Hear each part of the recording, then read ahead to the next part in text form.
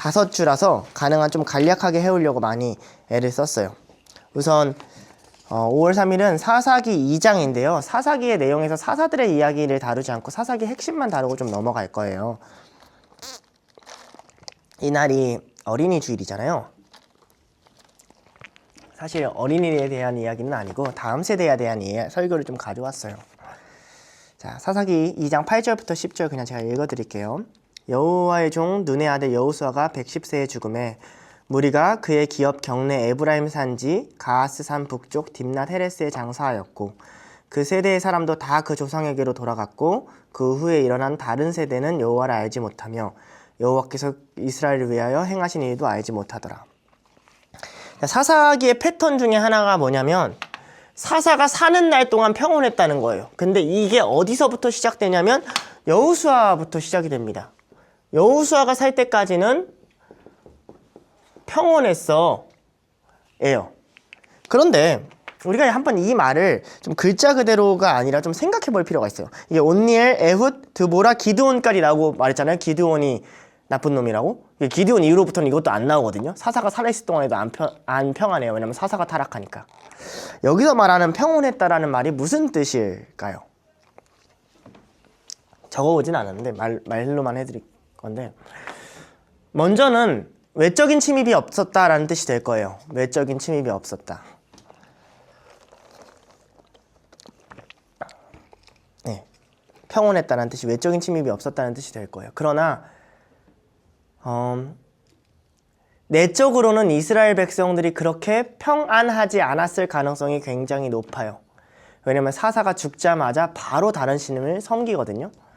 이 말은 무슨 말이냐면 이스라엘 백성과 사사 사이에 끊임없는 어떠한 대치가 나와요. 심지어 여호수아 마지막에도 나와요. 여호수아 마지막 장면이 뭐냐면 나와 우리 집은 여호와를 섬길 건데 너네들은 어떻게 할 것이냐라고 싸우거든요. 그러니까 이 평온했다는 말은 뭐냐면 하나님의 뜻이 지켜졌다라는 말이 되는데, 하나님의 뜻이 지켜지면 그런 백성들은 좋으냐? 아니에요. 답답해하고요. 부딪히려고요. 튕겨쳐 나가려는 관성이 생겨요. 근데 그거를 사사가 억누른 거죠. 사사의 다스림으로. 그리고 사사가 죽으니까 막 흩어져요. 하나님이 그걸 보고 그럼 너 세상에서 살아. 세상의 진노를 누려. 막 누리니까 이스라엘 백성이 다시 힘들다고 하고 다시 사사가 오니까 억누르고가 반복된다라는 이야기예요. 사사기의 문제는 여기서 나타나요. 사사라는 건 뭐냐면 기본적으로 판사를 의미하거든요. 단어 자체가 뜻하는 건 판결자예요. 옳고 그름을 정해주는 사람이죠. 사사가 있어야 니네가 평온하고 사사가 없으면 안 평온하다는 말은 이스라엘 백성이 사사기의 마지막에 나오는 것, 곧 그들에게 왕이 없음으로가 인정이 되는 거예요. 눈앞에 보이는 너희를 억제하는 세력이 없으면 너희는 결국 하나님의 뜻이 아닌 너희 뜻대로 하지 않느냐. 이걸 싸우는 거죠. 하나님을 왕으로 섬긴다는 건 어디서 드러나냐면 지속성에서 드러납니다. 신앙이 유지되는가. 이스라엘 백성이 하나님을 왕으로 섬기지 않으니까 사사가 없으니까 평온이 사라져요. 사사가 없으니까 자기 뜻이 생겨요. 신앙이 지속되지가 않았던 거죠. 자, 그렇다면 이스라엘 백성은 왜 하나님을 섬기지 않았을까? 이스라엘 백성은 어떤 일을 했기 때문에 그럴까를 우리 2장 윗절, 2장의 초반 부분인 복임 사건으로 통해서 사사기 저자는 좀 설명을 해줍니다. 복임 사건은 간단해요. 복임이란 지역에서 하나님이 이스라엘을 꾸짖은 이야기예요. 2장 2절 이렇게 나와요. 너희는 이 땅 주민과 언약을 맺지 말며 그들의 제단을 헐라하였거늘 너희가 내 목소리를 듣지 아니하였으니 어찌 그리하였느냐 라고 얘기해요. 하나님이 이렇게 얘기하죠. 언약을 맺지 말아라. 출애굽기에서도 오래전부터 그리고 굉장히 많은 본문을 통해서 야, 가나안 백성이랑 어울리지 마라. 가나안 백성이랑 언약 맺지 마라. 가나안 백성은 신의 제단을 헐어라. 가나안 백성 따라가지 말아라. 자주 반복해 주셨거든요. 맺지 말라고 한 이유가 이제 출애굽기 34장 15절에 나와요. 모든 신을 음란하게 섬기며 그 다음에 그 재물을 먹을까 한다 예요. 그러니까 그 안에 음란과 이 탐욕, 자기를 채우려는 욕구가 섞여 있거든요. 근데 저희 이렇게 한번 생각해 보신 적 있나요?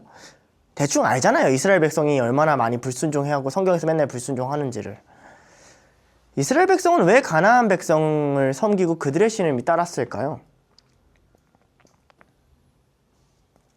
생각해 보신 적 있나요? 왜냐하면 이것이 교회가 타락하는 조건과 비슷할 거란 말이에요. 그러니까 그냥 단순히 이스라엘 백성이 이방신을 섬기면 안 돼 까지는 저희가 아는데 왜 이들은 그렇다면 이방신을 그렇게 따르려고 했을까요? 이 지점을 좀 고민해 볼 필요가 있어요. 그리고 이 당시 문화를 좀 이해할 필요가 있어요. 이 일은 단순히 인간이 갖고 있는 욕망뿐 아니라 사실 현실적인 문제 때문에 그래요. 자, 이스라엘 백성이 200만 명이라는 인원을 가지고 가나안 땅에 들어갔을 때 이 사람들이 보통 했던 일은 뭐냐면 목축업이었어요. 그렇죠? 양과 소를 끌고. 근데 가나안 땅은 어떤 일을 하는 사람들이죠? 농사를 짓는 사람들이란 말이죠. 문제는 우리가 신화를 읽으면 알겠지만 농사를 어떻게 잘 지어야 될지, 어디에서 어떤 작물을 심어야 될지가 다 신화적인 요소로 전상을 됩니다. 그러니까 바알과 아세라의 이야기는 단순히 바알과 아세라가 아니라요. 바알이 하늘에서 내려와서 정액을 땅에 뿌려서 이 식물을 자라게 할 때가 있거든요. 이게 그 당시 가나안 신화예요.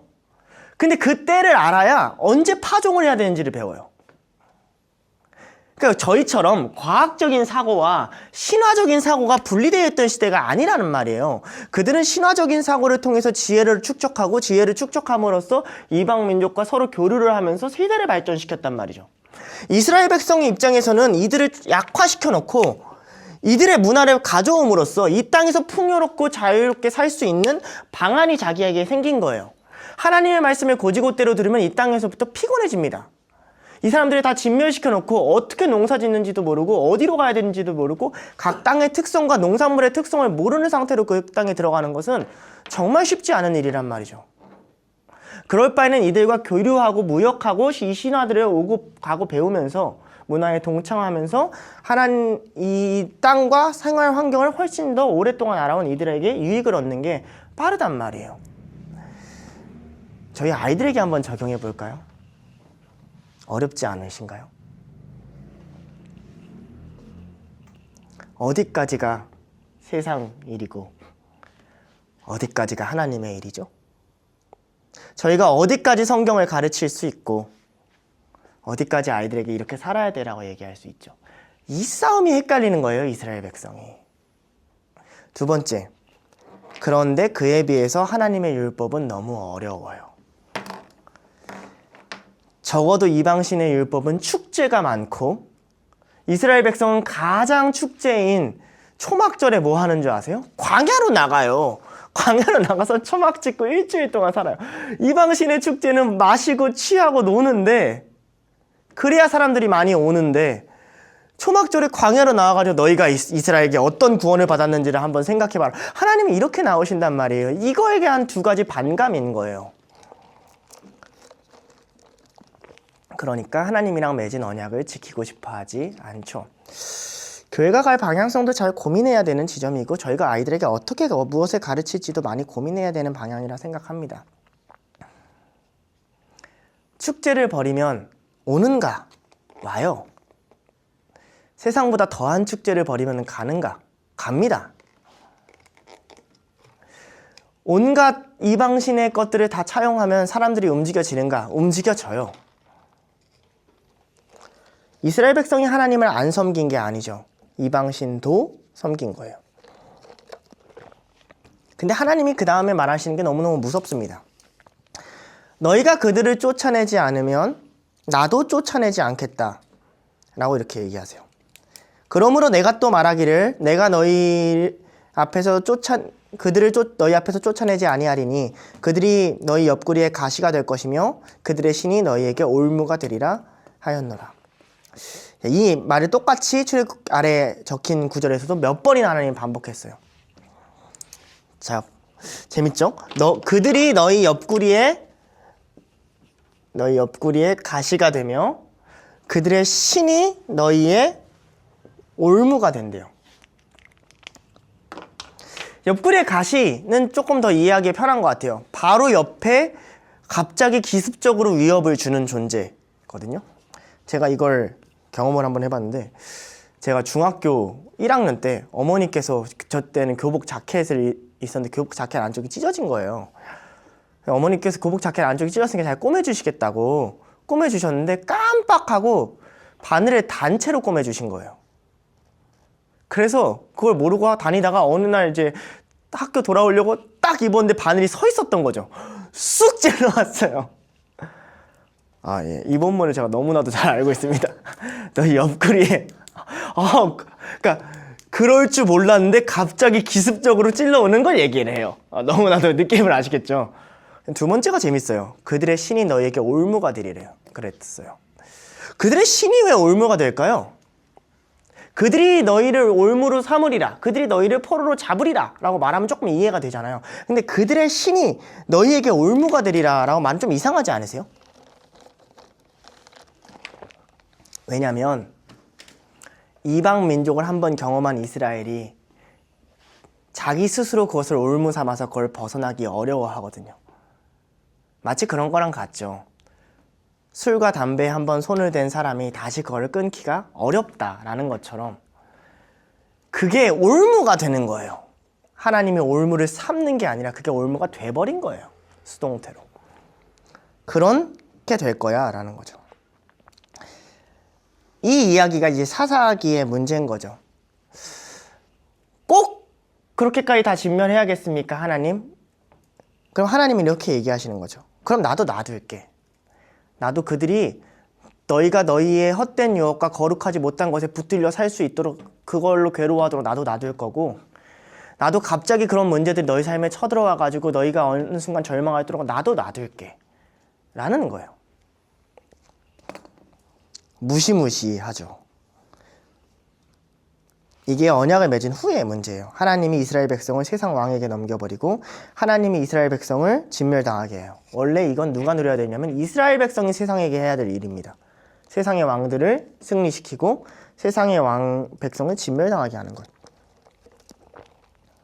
이스라엘의 반응은 어떻죠? 소리 높여 울어요. 하나님 맨날 이렇게 말하니까 그거 무섭잖아요. 실제로 그런 일이 일어나면 끔찍하고, 저희도 하나님이 어려운 일을 겪으면 하나님 도와주세요 하고 슬퍼 울잖아요. 그래서 그 땅 이름이 복임입니다. 울다라는 뜻이에요. 근데 이게 사사기의 시작이에요. 뭘 알 수가 있죠? 울면서 하나님을 찾는 것이 회개가 아니다라는 걸 알 수가 있죠.